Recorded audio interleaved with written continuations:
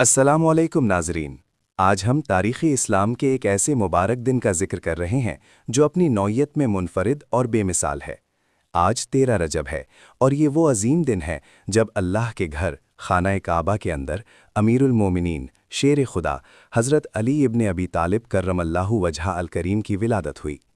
یہ عام الفیل کا 30واں سال تھا جب حضرت علی کی والدہ محترمہ حضرت فاطمہ بنت اسد رضی اللہ عنہا کو درد ذہ محسوس ہوا اور وہ مکہ کی گلیوں سے گزرتے ہوئے کعبہ کے پاس آ پہنچی۔ روایات کے مطابق اللہ کے حکم سے خانہ کعبہ کی دیوار میں ایک معجزاتی شگاف پڑا اور حضرت فاطمہ بنت اسد رضی اللہ عنہا اس میں داخل ہو گئیں۔ 3 دن تک آپ اللہ کے اس مقدس گھر میں مہمان رہیں جہاں آپ نے نواسۂ رسول حضرت علی رضی اللہ عنہا کو جنم دیا۔ اس دوران آپ کو غیب سے کھانے پینے کا انتظام ہوتا رہا۔ 3 دن بعد آپ اسی شگاف سے باہر آئیں اپنے شیرخوار بچے کو گود میں لیے ہوئے، جس کی ولادت کا اعزاز کائنات میں کسی اور کو نصیب نہیں ہوا۔ اللہ کے نبی صلی اللہ علیہ وسلم نے خود اپنے ہاتھوں سے اس نومولود بچے کو اٹھایا اور پیار فرمایا اور ان کا نام علی رکھا۔